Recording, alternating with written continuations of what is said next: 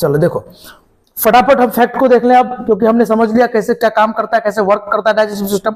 अब हम थोड़ा सा क्या कर लेते हैं, फटाफट इसको हम समझ लेते हैं। देखो मनुष्य तथा सभी उच्च श्रेणी में, जितने भी उच्च श्रेणी है, एक कोशिका अमीबा में हमने देखा था कि उसमें पाचन की प्रक्रिया करने के लिए और मतलब बाहर भोजन को अंदर लेने के लिए, बाहर निकालने के लिए कोई विशेष अंग नहीं होता है। लेकिन उच्च श्रेणी में जैसे ही हम जाएंगे, जो भी उच्च श्रेणी है, कोई भी जानवर है, जीव जंतु है और हम मनुष्य हैं या फिर कोई प्राणी है, उन सभी में क्या होता है, उच्च श्रेणी के लिए पाचन करने के लिए विशेष अंग होता है। और इस विशेष अंग को हम क्या कहते हैं भाई, आहार नाल कहते हैं। क्या कहते हैं, आहार नाल कहते हैं। इस आहार नाल से संबंध पाचन ग्रंथि और पाचन क्रिया मिलकर पाचन तंत्र का निर्माण करती है। ये डाइजेस्टिव सिस्टम दो चीजों से मिलकर बनता है। ये जो डाइजेस्टिव सिस्टम बनता है आपका, ये जो डाइजेस्टिव सिस्टम पूछेगा क्वेश्चन कि डाइजेस्टिव सिस्टम किससे मिलकर बनता है, तो पाचन तंत्र से और प्लस ग्रंथि से। किससे, ग्रंथियों से। किससे, ग्रंथियों से। यानी डाइजेस्टिव सिस्टम से और डाइजेस्टिव एंजाइम से। ये जो एंजाइम्स जो है, ये जो ग्लैंड्स है, ग्रंथि मतलब ग्लैंड से क्या निकलता है, एंजाइम्स। इन सभी ये दोनों मिलकर क्या बनाता है, भोजन को पाचन करने का प्रक्रिया पूरा करता है। इस वजह से हम इसको बोलेंगे क्या, डाइजेस्टिव सिस्टम। ये आहार नाल की, ये क्या है, दोनों मिलकर आहार नाल बनाता है। ठीक है, देखो उसके बाद है आहार नाल एक कुंडलित रचना है। जैसे आपको हम बता दिए कि उसकी जो रचना है सीधा नहीं है, वैसे ऐसे करके है। इस वजह से इसको हम बोलते हैं क्वाइल टाइप का है, कुंडलित है। जिसकी लंबाई हमने बताया आपको 8 से 10 मीटर, अगर फीट में पूछे तो 32 फीट। कितना, 32 फीट, यानी 8 से 10 मीटर के बीच में होता है।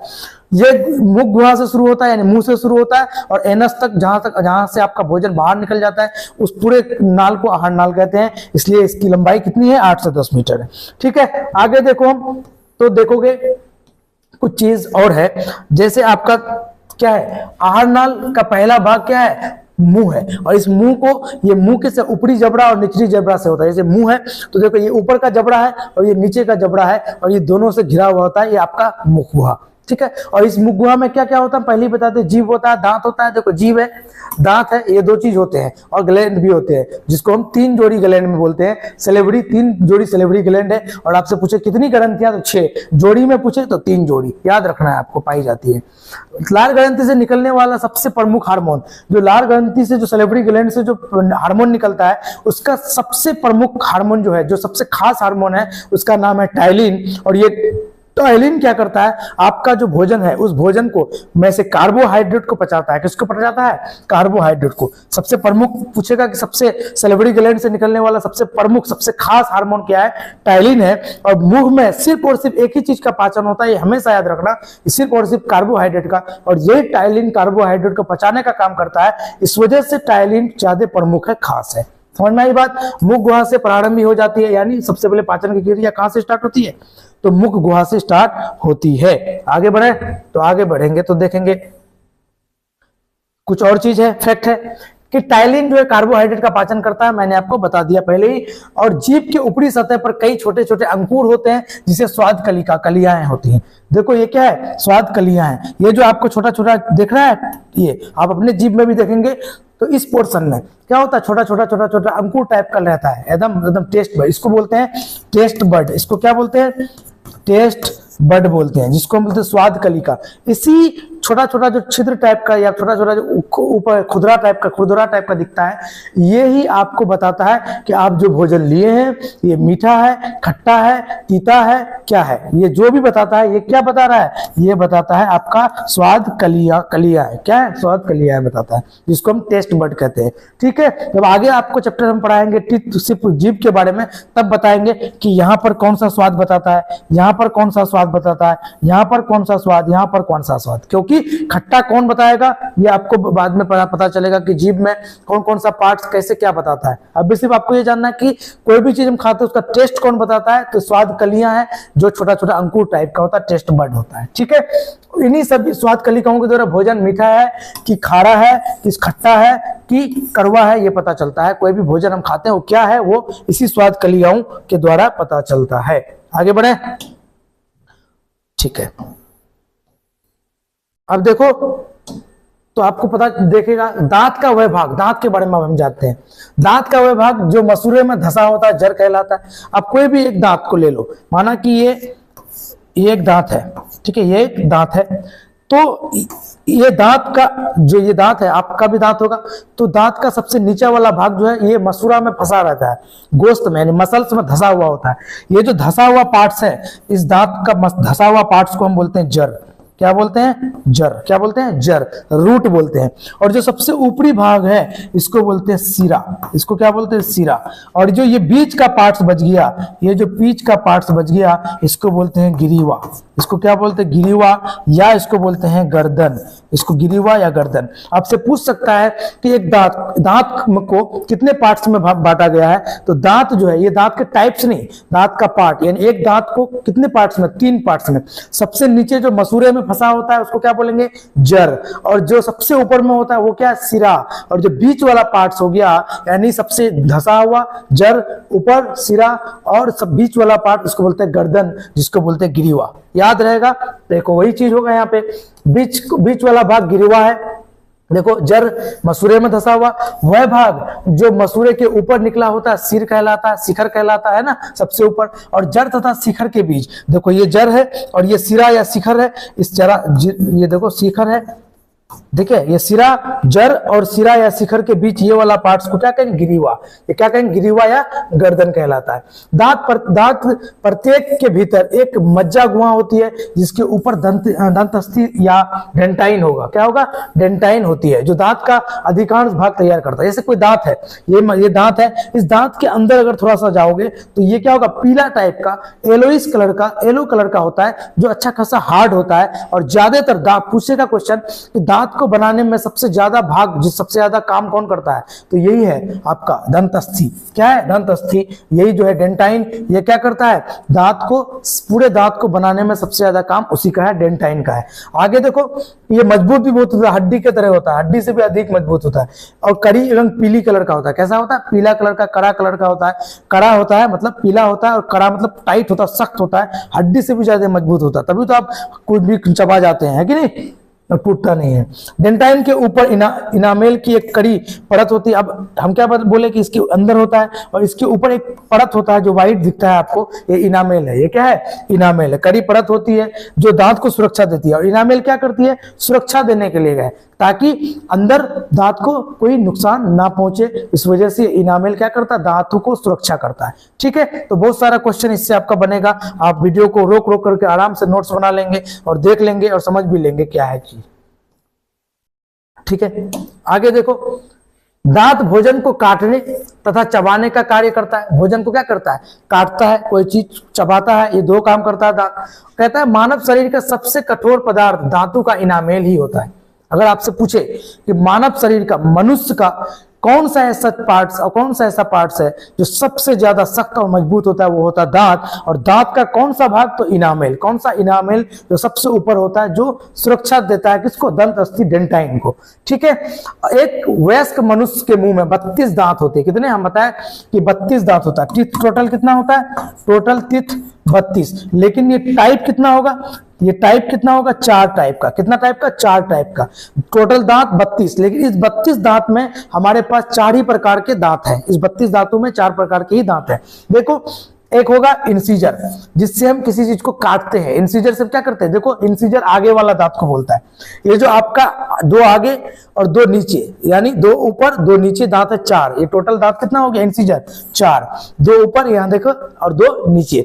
इससे हम किसी चीज को क्या करते हैं? काटते हैं। माना कि आपको आम को काटना है, तो आम कैसे काटते हैं? यहाँ से तो काटते नहीं है, आप यहाँ से काटते हैं। तो जो काटते हैं उसको बोलते हैं इंसीजर, जिससे काटते हैं उसको क्या बोलते हैं? इंसीजर। लेकिन आपको कोई लेज का पैकेट या किसी चीज का पैकेट या किसी चीज को फाड़ के खाना है, फाड़ने का काम करने के लिए आप यहां से करते हैं? नहीं, आप क्या करते हैं? ज्यादातर यहां से फाड़ते हैं, ये साइड वाले से। और साइड वाले को हम क्या बोलेंगे? केनाइन। देखो, एक केनाइन यहां है, एक केनाइन यहां है कि नहीं? तो इसको क्या बोलेंगे? केनाइन। 2 केनाइन यहां हुआ और 2 केनाइन नीचे हो गया, तो 4 केनाइन हो गया यहाँ पे भी। तो कैनाइन क्या हुआ? कैनाइन समझना है कि ये क्या है? ये फाड़ने वाला है। ये क्या है? फाड़ने वाला। और इंसीजर क्या है? ये कतरनक है, काटने वाला। समझ गए? और प्री मोलर क्या है? ये मोलर से पहले चबाने वाला, जो आपका चौवा जो है, इससे पहले जो है उसको बोलते हैं अर्धचवर्णक। जो आधा, मतलब इसको अर्धचवर्णक है, और चवर्णक पूरे तरह से चबाता है। तो अर्धचवर्णक क्या है? चवर्णक, यानी सबसे लास्ट जो दांत है, 2 दांत उससे पहले वाले को बोलेंगे अर्धचवर्णक, और सबसे लास्ट वाले दांत को बोलेंगे चवर्णक। देखो, ये है ना, इसको बोलेंगे अर्धचवर्णक या प्रीमोलर। और सबसे लास्ट में जो दांत है, देखो सबसे लास्ट में जो दांत है उसको क्या बोल रहे हैं, मोलर, इसको बोलते हैं चवर्णक। इसको क्या बोलते हैं, चवर्णक, है ना, चवर्णक। ठीक है, जैसे आप यहां देखोगे, देखो कर्णटक, ये कतरनक होगा, ये क्या होगा, कर्तनक या कतरनक होगा, है कि नहीं, ये कतरनक होगा। इंसीजर जिसको बोलते हैं, केनाइन को भेदक बोलते हैं, भेद मतलब फाड़ना, भेद का मतलब फाड़ना, तो भेदक मतलब फाड़ रहे हैं तो ये हो गया केनाइन, और काट रहे हैं तो हो गया इंसीजर, चबा रहे हैं अर्ध हल्का फल्का तो प्रीमोलर, पूरे तरीके से तो मोलर। क्लियर, तो 4 तरह के दांत, टोटल दांत 32, लेकिन इस 32 दांत में कितने प्रकार के दांत है हमारे पास, 4 तरीके से। याद रखो, इंसीजर काटने वाला, केनाइन फाड़ने वाला, भेदक, और आपका हो गया अर्धचवर्णक और चवर्णक। देखो अर्धचवर्णक, अग्रचवर्णक और चवर्णक, है कि नहीं, चवर्णक से पहले जो होगा अग्रचवर्णक, और चवर्णक यानी लास्ट वाला दांत। तो टोटल कितने दांत, 32 दांत। ठीक है, अब देखो, अब कुछ हम ये भी जान लें, धातु की दांत आपको दिया है तो दांत का सफाई भी जरूरी है कि नहीं। तो अगर आप दांत आपका खराब हो रहा है, इसका कारण क्या है, अम्लीयता, एसिडिटी बढ़ रहा है। और एसिडिटी कहां से आया, आपने भोजन खाया, फंसा रह गया, आपने धोया नहीं मुंह, और वो क्या हो गया, ऐसी वो जो आपका मुंह में जो क्या कहते हैं एंजाइम्स, जो ग्रंथियां हैं, ये तो छोड़ती रहती है लार, ये तो दिन भर में बहुत इतनी लार ग्रंथियां से लार निकलता है कि अगर पूरे जीवन काल की अगर आप बात करें तो एक बहुत बड़ा क्या हो जाएगा, आपके घर में एक नहाने वाला नदी टाइप का स्विमिंग पूल बन सकता है, इतनी लार ग्रंथियां इससे निकलती है। तो आपका जो खाए आप और उसको अच्छे से ब्रश नहीं किए तो क्या हो जाएगा, वो अभिक्रिया करने, रिएक्शन करने लगेगा और धातु को क्या करेगा, क्षय करने लगेगा, जिससे क्या होता है, अस्थि क्षय जिसको बोलते हैं। आपका डेंटिस्ट, ये जो डेंटाइन है, इसको बर्बाद कर सकता है। धातु में अम्लीयता बढ़ जाने से, एसिडिटी धातु में बढ़ जाएगा तो क्या होगा, दांत खराब हो जाएगा, और दंत अस्थियां जो है ये क्षय कहलाता है, दंत अस्थियां क्षय हो जाएगा, यानी बर्बाद होगा, वो खराब होगा, और जिससे आप दांत बोलते हैं कि मेरा दांत सड़ गया, मेरा दांत में कीड़ा लग गया। इसका कारण है कि आपकी धातु में एसिडिटी बढ़ गई, आपने जो खाया, मुंह धोया नहीं, ब्रश किया नहीं, तो आपका एसिडिटी के कारण वहां पर रिएक्शन हो गया और जिससे दंत अस्थि को क्षय पहुंचा दिया, जिसे दंत अस्थि क्षय कहलाता है।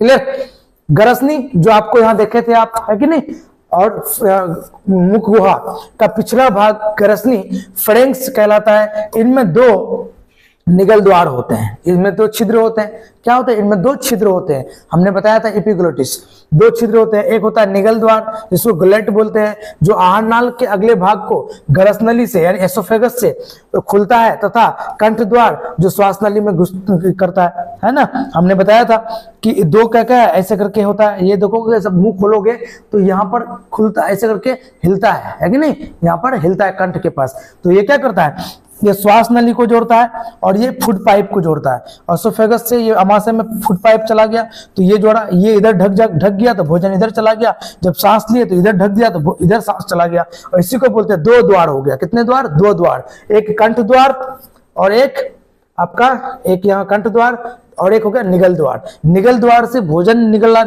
हम बोलते हैं ना, निगल लो, तो ये निगलना, भोजन निगला जाता है किससे, निगल द्वार से, और सांस लेते हैं कंठ द्वार से, सांस निकल चलाता है। ठीक है, ट्रेकिया में खुलता है और ट्रेकिया आप जानती हो फेफड़ा से जुड़ा हुआ रहता है। कंठ द्वार के आगे एक पट्टी जैसी रचना होती है जिसे एपिग्लोटिस कहते हैं। हम जो बताए आपको पहले ही, एपिग्लोटिस किसे कहते हैं, वो जो आपका जो आगे जो क्या कहते हैं, जिसको बंद करता है उसी को बोलते हैं बंदना और खुल करना, इसको बोलते हैं एपिग्लोटिस। ठीक है, मनुष्य जब भोजन करता है तब ये पट्टी कंठ द्वार को ढक देता है। जब भोजन करेगा तो ये जो एपिग्लोटिस है कंठ द्वार को ढक देगा, क्योंकि कंठ द्वार सांस लेके जाता है तो ऑक्सीजन लेके जाता है, तो और जब सांस लेंगे तो ये क्या होगा, निगल द्वार को बंद कर देगा, और इसी प्रक्रिया को श्वास, ये क्या होता है, खाना अंदर बाहर अंदर जाते रहता है। पट्टी कंठ द्वार को ढक देता है जिससे भोजन श्वास नली में नहीं जा पाती है, जिससे भोजन श्वास नली में नहीं जा पाती, जैसे आपको हम पहले ही सब बता चुके हैं, है कि नहीं। हाँ, बस फैक्ट को सिर्फ याद रखने के लिए आपको बताया जा रहा है।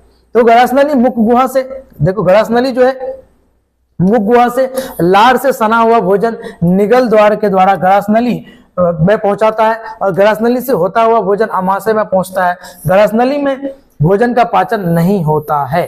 देखो यहाँ से हम भोजन लिए थे, हमने बताया था। भोजन को यहाँ पर दांत और जीभ और ये सलेवरी ग्लैंड मिलकर क्या किया, भोजन को थोड़ा पचाया, इससे टैलिन नाम का हार्मोन निकलता है और ये क्या करता है, कार्बोहाइड्रेट को अलग करता है और फिर कंठ द्वार से यहाँ से एपिग्लोटिस क्या करता है, भोजन को इस पाइप में डाल देता है। किस पाइप में, इस पाइप में डाल देता है। इस पाइप को क्या बोलते हैं, इसोफेगस बोलते हैं। क्या बोलते हैं, इसोफेगस बोलते हैं। और इस पाइप में भोजन का कोई भी पाचन इस पाइप में कोई भी भोजन का पाचन नहीं होता है। ये इस पाइप सिर्फ और सिर्फ भोजन को यहां से लेकर अमाशय तक पहुंचाने का काम करता है। इसलिए हम कह सकते हैं कि ये जो एसोफेगस है, ये जो पाइप है, फूड पाइप, इस फूड पाइप में पाचन का कोई भी प्रक्रिया नहीं होती है। ये सिर्फ और सिर्फ अमाशय तक लेके जाता है भोजन को। अब जो पाचन की प्रक्रिया हम पढ़ेंगे अगले क्लास में, वो यहां से स्टार्ट करेंगे कि पेट में जो भोजन, हमने यहाँ इस क्लास में भोजन को पेट तक पहुंचा दिया।